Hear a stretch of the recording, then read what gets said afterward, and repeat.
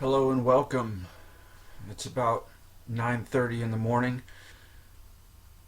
One of the things I'd like to do today is to sort of review and go into a little bit more depth on some of the topics that I spoke about on my last stream. The last one I was kind of riffing a little bit more, and I think on this one I want to go through some of my notes that I've taken on some of the books. In particular, I'd like to take a look at four different texts that pertain to some of the stuff I was talking about last time. This is more the kind of New World Order kind of stuff I was talking about, so if there's anybody out there who is squeamish about conspiracy theory or anything of the such, you might want to just turn this program off. This probably isn't for you. This one is got a lot of information straight from the texts of the people whom I was talking about, and so I'm going to start off with Zbigniew Brzezinki with his book Between Two Ages, and I'm going to go into not only that one, but I've got a few other ones here. I want to talk about Catherine Austin Fitts again, because I started to talk about her and I didn't really say very much. Again, I was kind of rambling and just sort of riffing through, and listening back to it, I kind of realized that I didn't really give enough information, and I kind of sound like I was talking out of my ass a little bit. So at the risk of leaving it at that, I decided to go a little bit further into these subjects. So I've got Between Two Ages by Zbigniew Brzezinki, Catherine Austin Fitts. I touch a little bit on her Solari report called State of Our Currencies. The Solari report is a journal that she publishes online, and there's probably over a decade worth of material there, but this one in particular was one that she had written originally for the quarter two 2019 wrap up, but she actually finished it in 2020 once the whole COVID thing kind of went down, and so that changed everything. So she had this report that she was going to publish, and with COVID and all that stuff happening, she had to kind of go back and revise it. And so I've got a little bit of that. And so I'm kind of starting at the beginning with all of these. So with Zbigniew Brzezinki, I pretty much just mainly go through the introduction of his book with a few of my thoughts in there. And then I've got Catherine Austin Fitts, State of Our Currencies from the Solari report, and I go in a little bit and do this sort of summary of Tragedy and Hope 101 by Joseph Plummer. Is that his name? I got the book around here somewhere.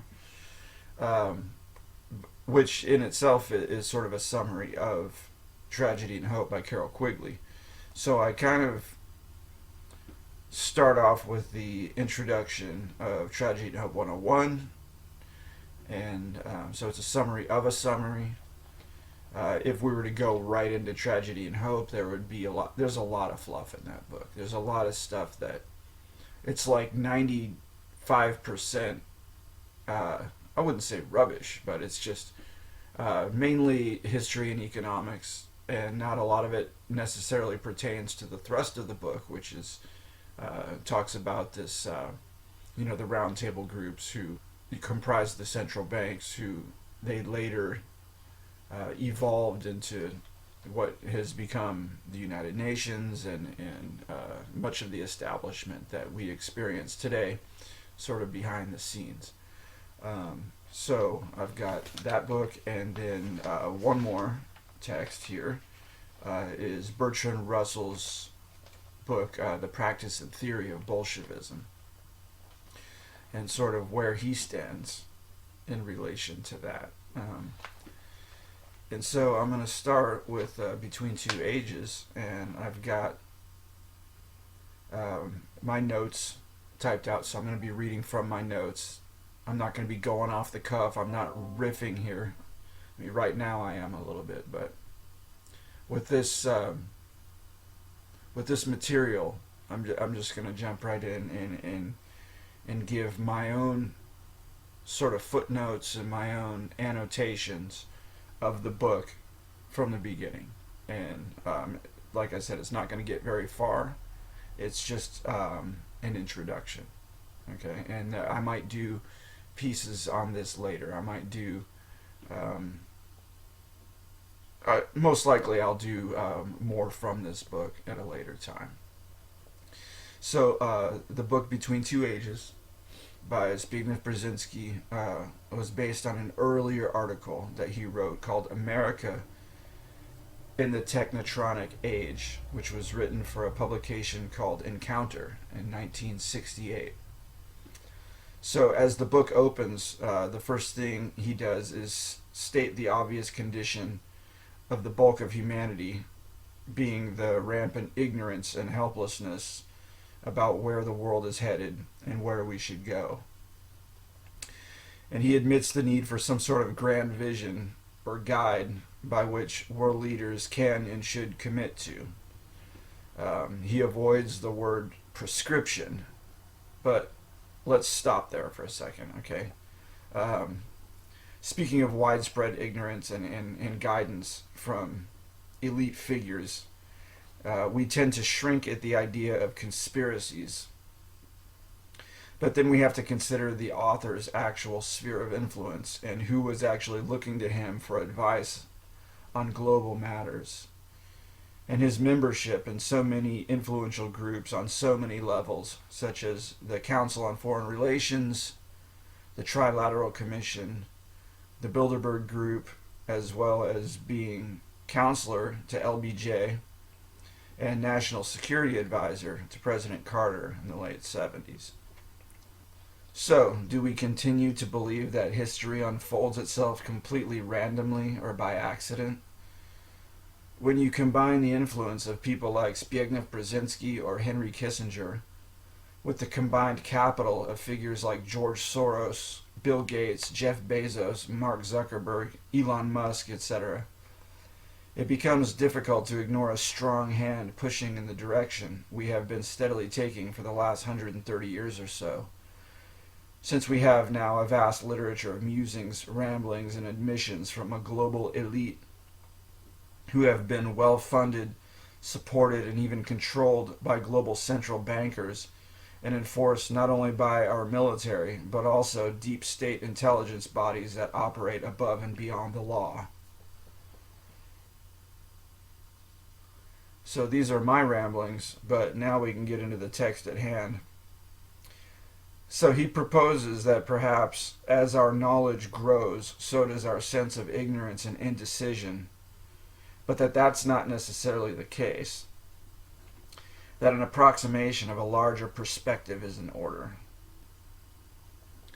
See, as if we can't see the forest through the trees, we've got old Zbig here to hand it to us on a silver platter. And this book is that silver platter. With it, he hopes to give us his perspective on what we need. He defines for us the meaning of an emerging global political process, breaking down barriers between domestic and international politics, basically to usher in a world system using technology as not only a means, but as a reason in itself to move in this inevitable direction. And what is the significance for America in particular? That America eventually melds itself into a global body. And what exactly are the forces molding it? Well, I've already spoiled it. It's technology. He talks about how particular times of crisis bring events to light in terms of dialectics and clear-cut opposing forces. That international estimates and priorities are defined in terms of setting and time. Simple formulas are insufficient as influences which condition relations between states are various. Later I'd like to get into Miles Copeland's Game of Nations book, but not today. Formulations, by nature, are flawed and must be tentative. Nonetheless, our strategies mean an advance towards a partial understanding of our situation. And without this strategy, we admit helplessness and surrender to the absolute complexity of our plight. The consequence of this is unstable and reactive policies and the substitution of slogans for thought and dogmatic adherence to outdated and misguided formulas.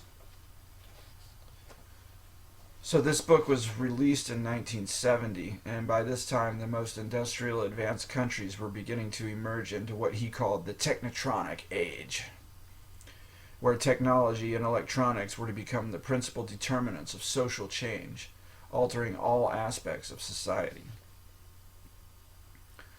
Because the change is so rapid and complex, it becomes important that our conduct of foreign affairs be guided by a sense of history, not only the past, but also the future.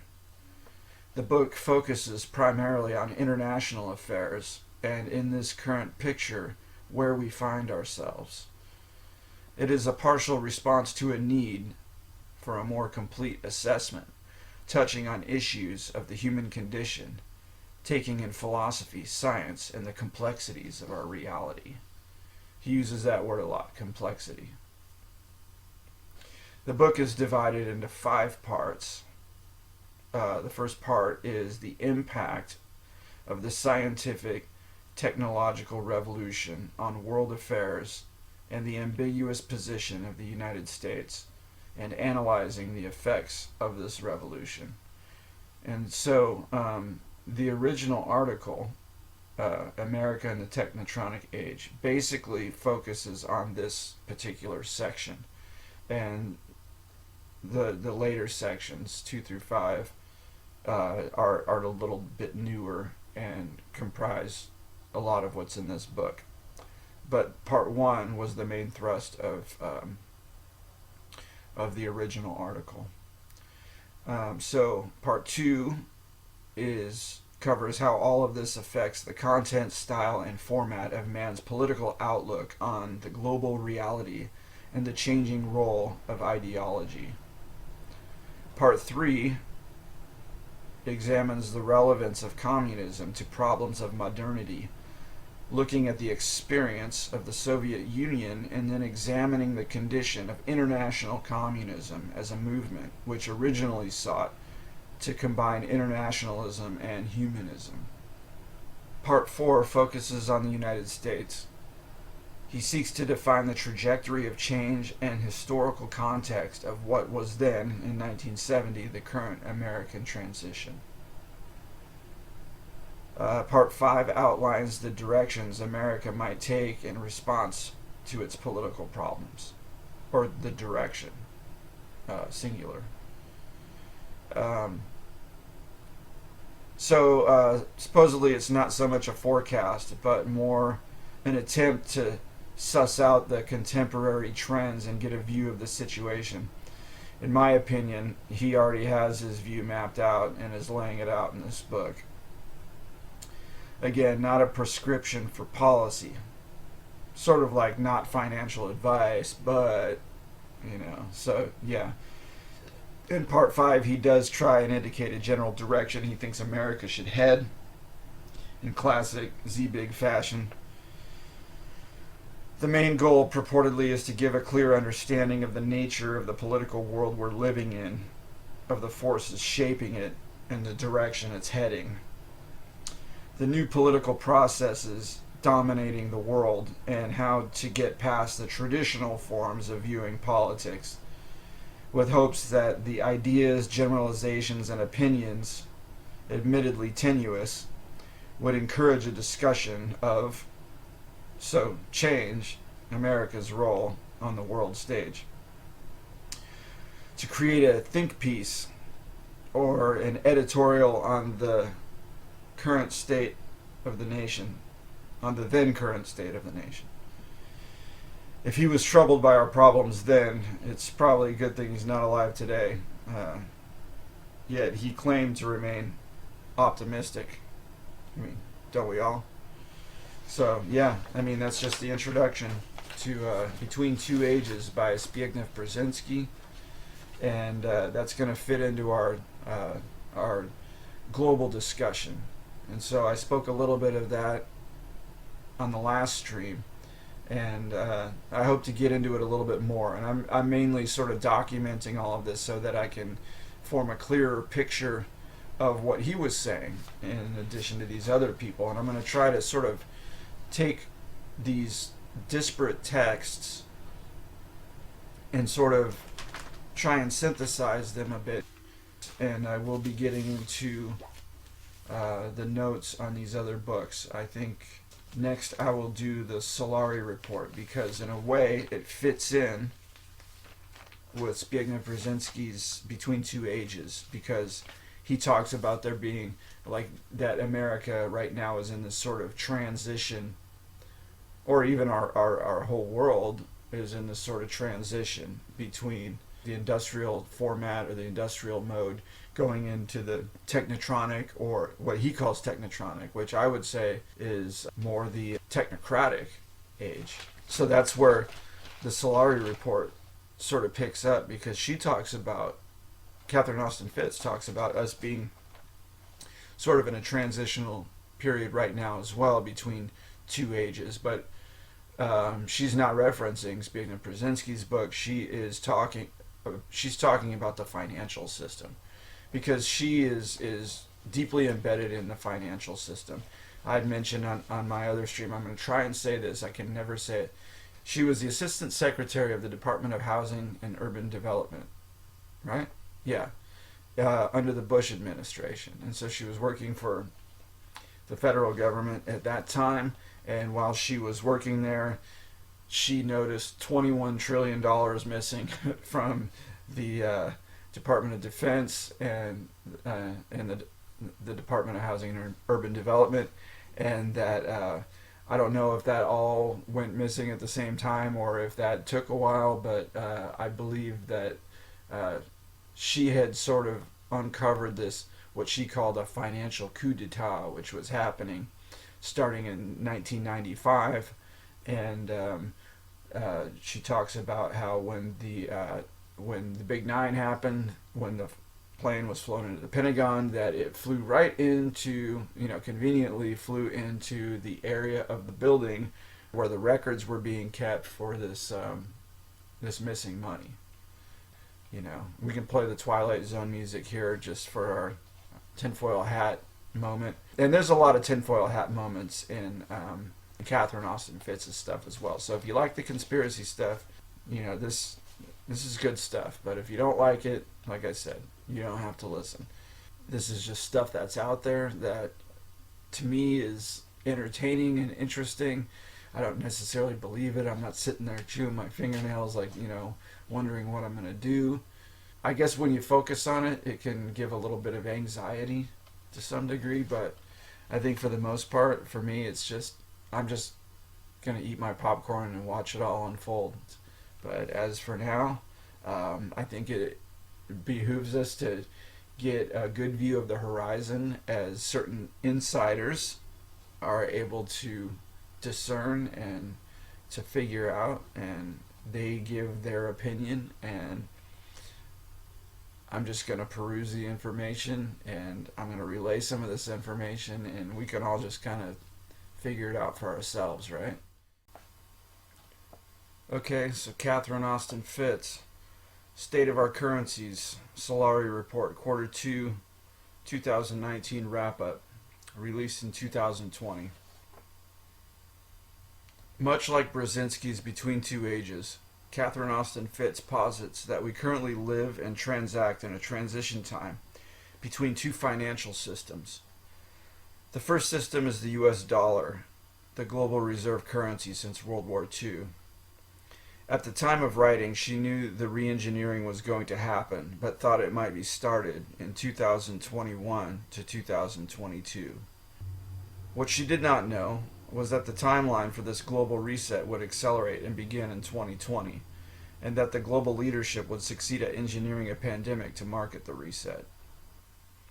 Over the last 30 years or so, the Federal Reserve has been wanting to usher in a new financial system, prolonging the life of the dollar while trying to expedite the induction of the digital system, presumably the CBDC, the central bank digital currency, or something of the sort, which can be used to track and trace the individual and shut off at will in case of non-compliance, or limiting what money can be spent on and limiting travel as well. Basically a central grid. And now it appears variables can be based on compliance to health restrictions, mandates, etc. As a result of some of this fuckery by the central banks extending laws and financial controls globally while combining liberal lending with a series of financial shocks that often constitute entrapment, the response has been that other countries have doubled down their efforts at independence from the dollar. Think BRICS. More recently, financial and political officials have publicly stated their doubts regarding the ability of the Anglo-American alliance to institute a global unipolar model. They have also voiced dissatisfaction with the US dollar as the world reserve currency. All of this gave credence to the perception that the dollar was weakening in 2019. Now, as of this writing, the pandemic has caused a crash in global trade and income and oil price, and once again, the dollar strong. This gives the Federal Reserve the upper hand since they can print money and purchase debt ad infinitum. The new financial system is in the invention room at this time. Numerous parties are attempting to bring up new digital systems. The result is extensive debate and competition to build out the tech to integrate the world population.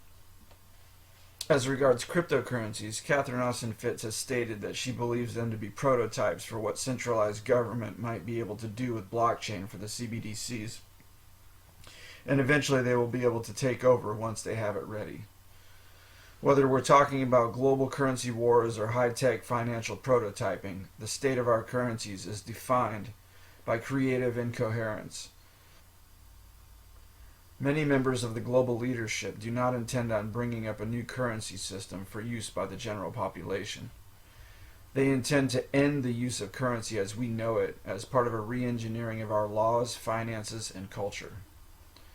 Their goal is the end of individual sovereignty, managed with technocracy and transaction systems that can operate without markets or currency in the classic sense, integrated with other control systems. There have been many other attempts to engineer national and global pandemics. This time, in 2020, we have experienced a unique convergence of global pandemic creation, quantitative easing programs, media and social media propaganda and mind control, powering a lethal leap forward in centralized control. Analyzing and tracking the central bankers' global reset has become more obfuscated by way of requiring some understanding of health sciences. On the other hand, the greater visibility of the push for central control has made the explanation of transhumanism and the vision to end currencies easier. Bill Gates openly proposed many of the key points in 2020. Catherine Austin Fitts has said that recent events have successfully communicated the psychopathy driving the global reset more effectively than she ever could.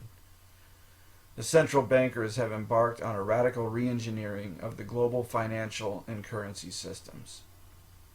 The central bankers have proposed to end the currencies as we know them to migrate us from freedom to slavery through financial transactions integrated with digital technology, AI, and mind control.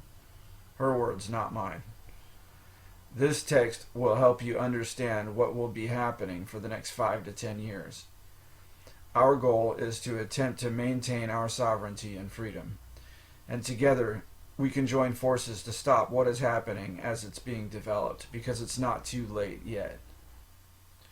The state of our currencies hangs in the balance within a raging debate between those who hope to profit from an end to human health and freedom and those of us who wish to preserve a human society dedicated to freedom and generational prosperity.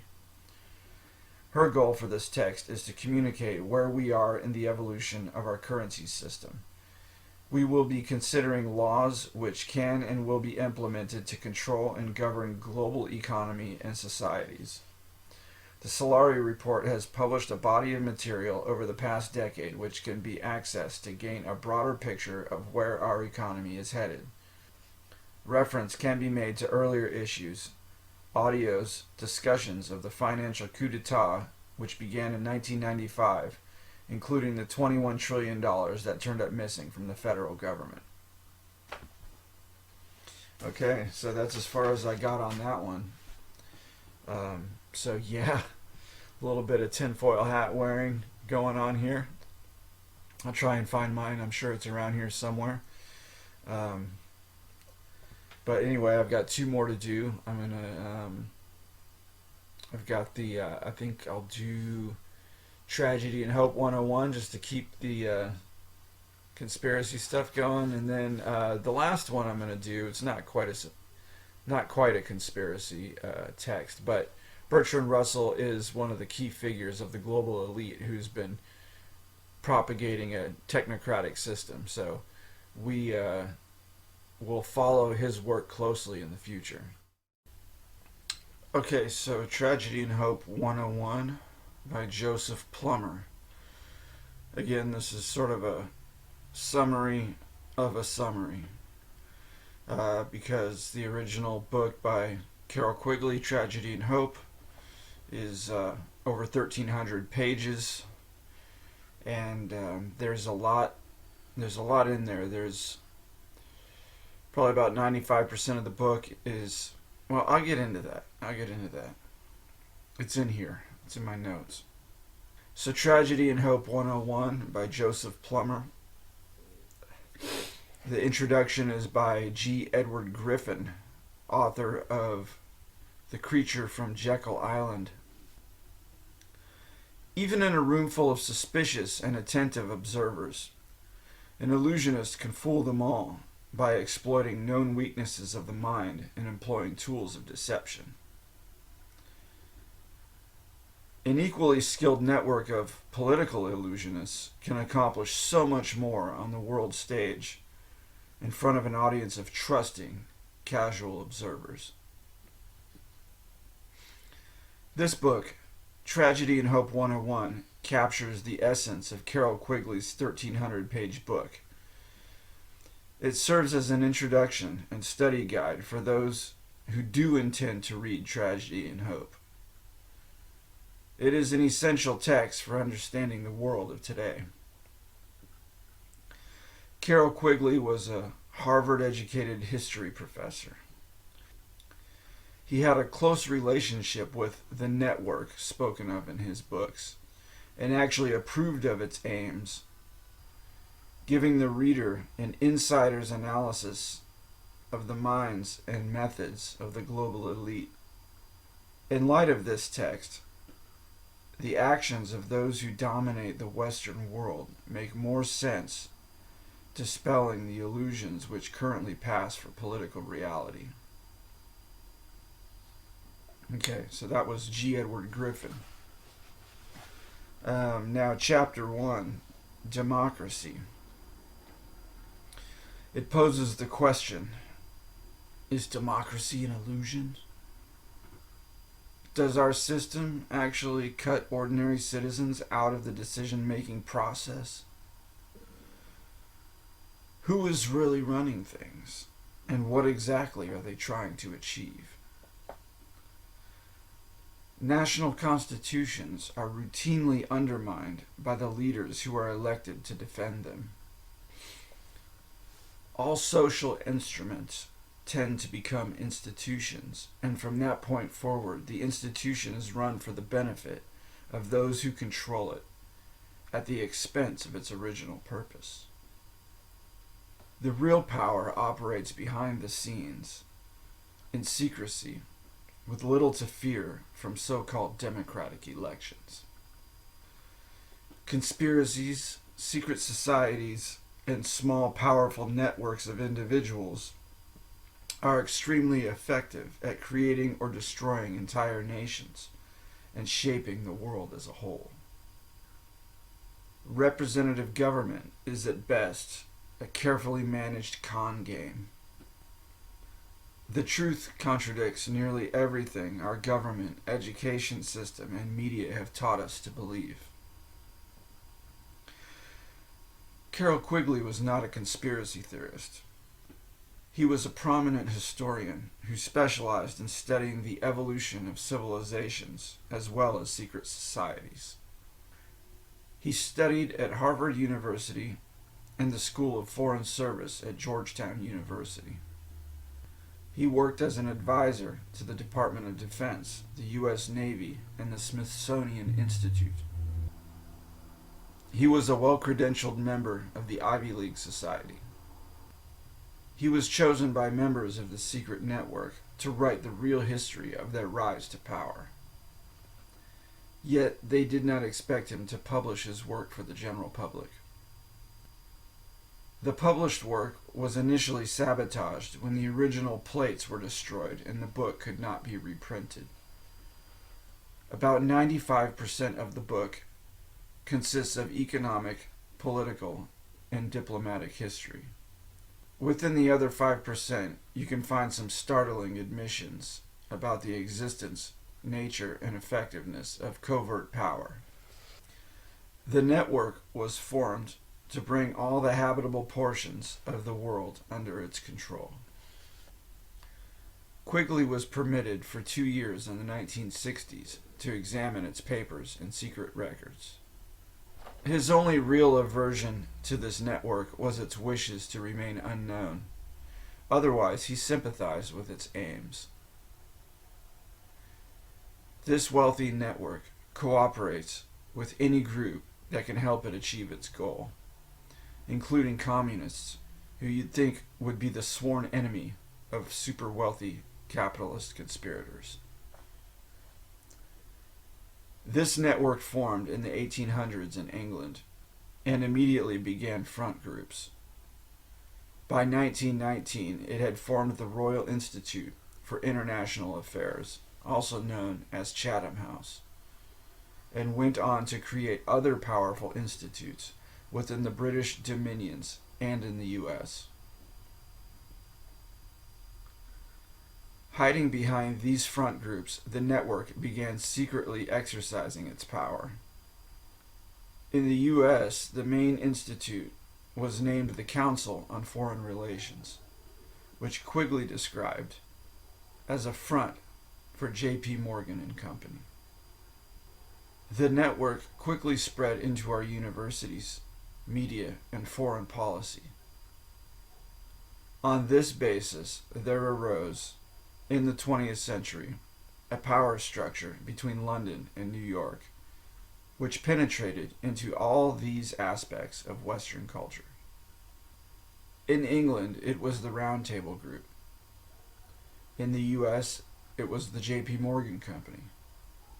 The American branch of this Anglo-American establishment exerted its influence through the New York Times, the New York Herald Tribune, the Christian Science Monitor, the Washington Post, and the Boston Evening Transcript.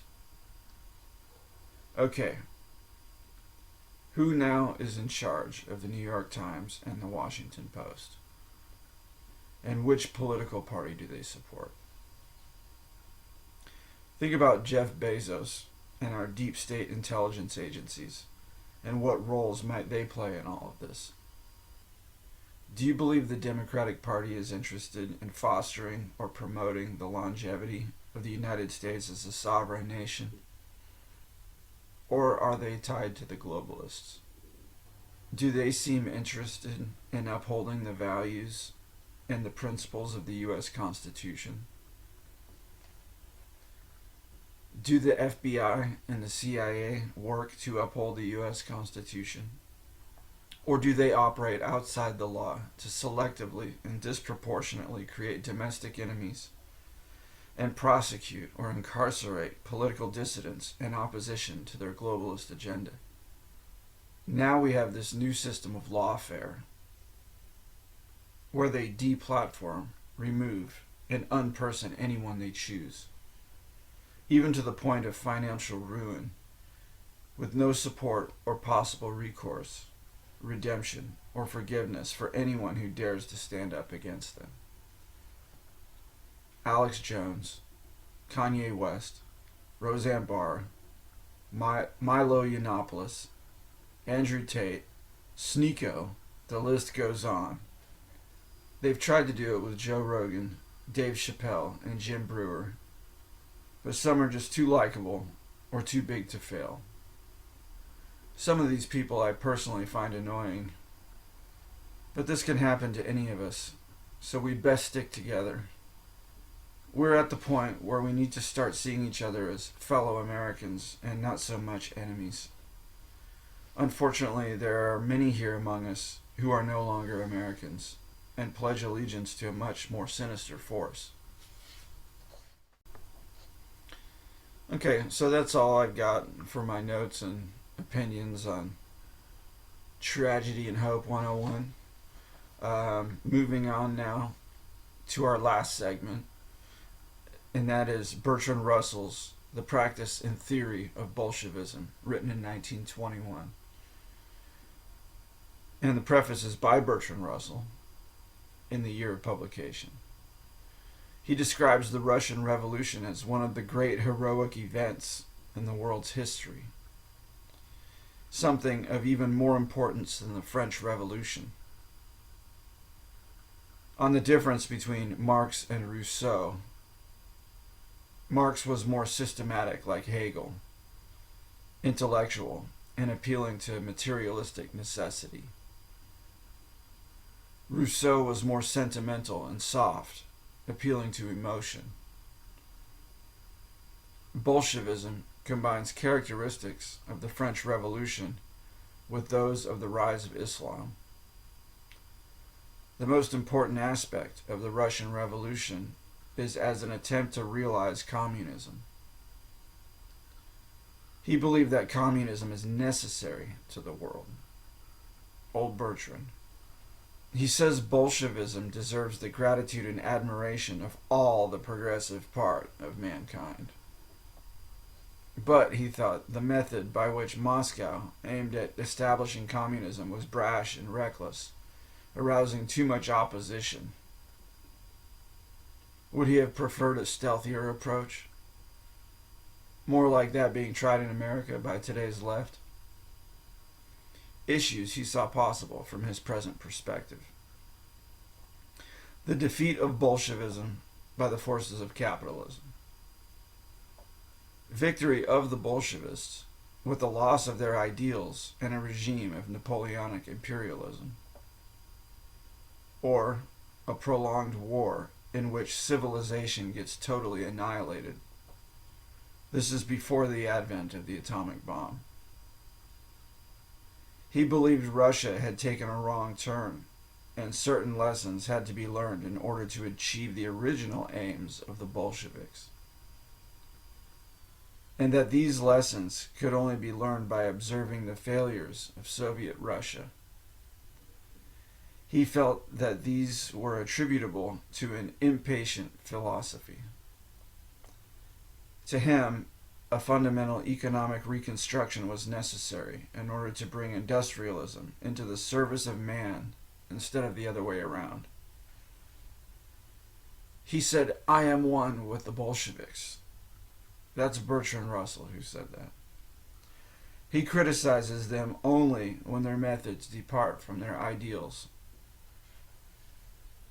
To him, Bolshevism is not just a political doctrine, but also a religion with elaborate dogmas and inspired scriptures. Sounds like woke ideology in America today. A communist believes that land and capital should be held in common, with their produce distributed as equally as possible. Could you imagine that? That living in such a society, that when you finally attain something through your hard work, that you finally gain some sort of a material advantage, that the powers that be will actually take that away from you and give it to all the loafers I'd be pissed, man.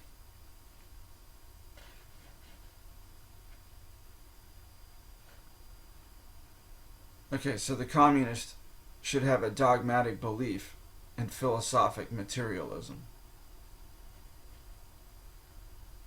So in essence, he can't believe in God. That's off the table right off the bat. He would have many elaborate beliefs in matters which are not capable of being objectively known, but could graduate into a mood of constructive and fruitful skepticism, which constitutes the scientific outlook, which is the title of another one of Bertrand Russell's books. Of course, he believed the scientific outlook to be immeasurably important to the human race. He says that a religious fanaticism is necessary to overthrow an existing power, and he hopes that that fanaticism will fade once that power is dispossessed. This sounds to me like wishful thinking, because for the revolutionary mind, the revolution never ends. It is like that dog that's tasted blood. Also, this presupposition that the present holders of power are evil men. Well, says who? Once these revolutionaries take control, won't they just become the evil men? And women. I think that was amply demonstrated in the Soviet Union. He states the goal as making the transition with a minimum amount of bloodshed and with a maximum of preservation of whatever has value in our existing civilization. Okay, does he know who these people are? It seems he has not gotten the memo for what these revolutionaries are all about. They are not about to leave a single vestige of the existing culture in their wake, lest their movement be threatened to its very core. He describes members of the current power structure as those who enjoy unjust privileges. So, he actually believed that whoever usurps power after this revolution is going to enjoy just privilege, or will share power equally among the people. Such naive, idealistic rubbish. Well, that about wraps up our synopses of the introductions of 4 texts by different people who have strong opinions and a certain vision of what's happening and where things are going. And it is my goal to study these separate philosophies and different outlooks on the future and the present, and see if I can fuse together somewhat of a coherent worldview of where maybe we're headed. Some of this stuff was written a long time ago, and some of it was written fairly recently. And, Bertrand Russell goes back to 1920, and Zbigniew Brzezinski's book was written in right around 1970. Catherine Austin Fitts wrote in 2020, and Joseph Plummer was just summarizing what Carol Quigley had written in, I think, the 1960s. And so, yeah, I guess that's about it. As far as plans for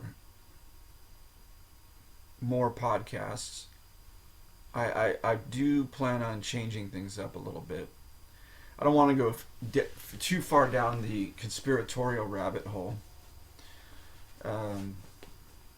I mean, I'm definitely going to keep working on other books and start summarizing other books.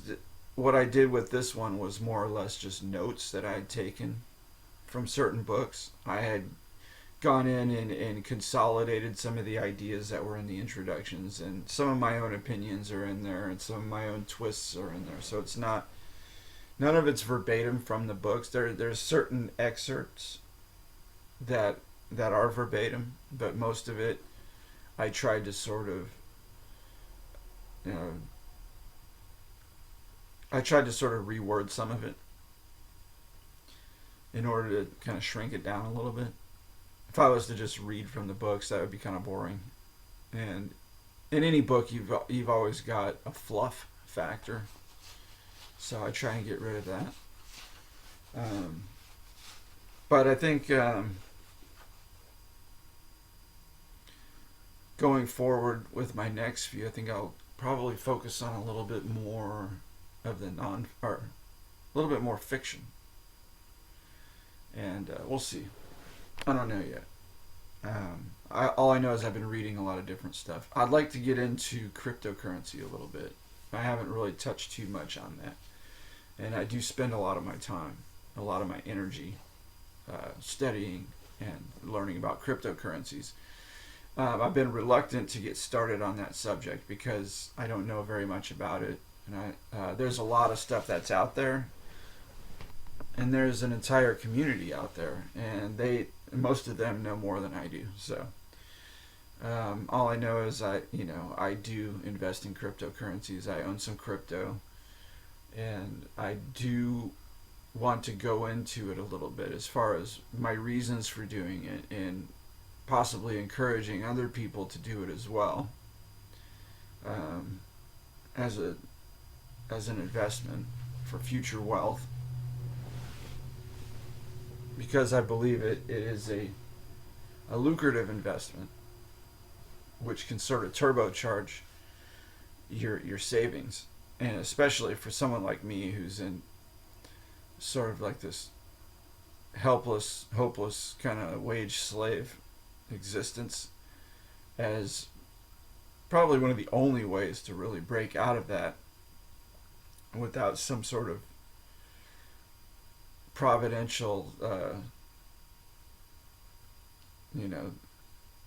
event that some sort of providential event that will change your life. It seems like crypto is a way to sort of take your money into your own hands and turn it into something. And even if my investments don't pan out, I've definitely had a good run of it, and I've learned how to put money aside and how to scrimp and get by without spending too much money on stupid stuff. And as far as things I need, I've learned how to kick the can down the road a little bit. A while back, I needed some shoes, and I was like, I'll wait till my next paycheck.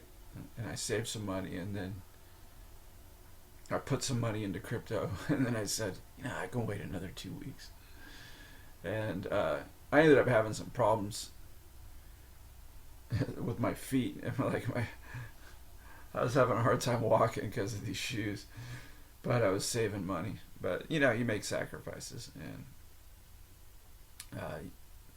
you learn to save, and you learn what you can get by without buying. And then after a while, you're like, why did I buy all those damn gummy bears? I stopped drinking sodas, stopped drinking Rock Stars. There's so much stuff you don't need. We always spend money on things we don't need. It's easy when you go into a gas station to buy some beef jerky or whatever. Just don't do it. Anyway, yeah, what else?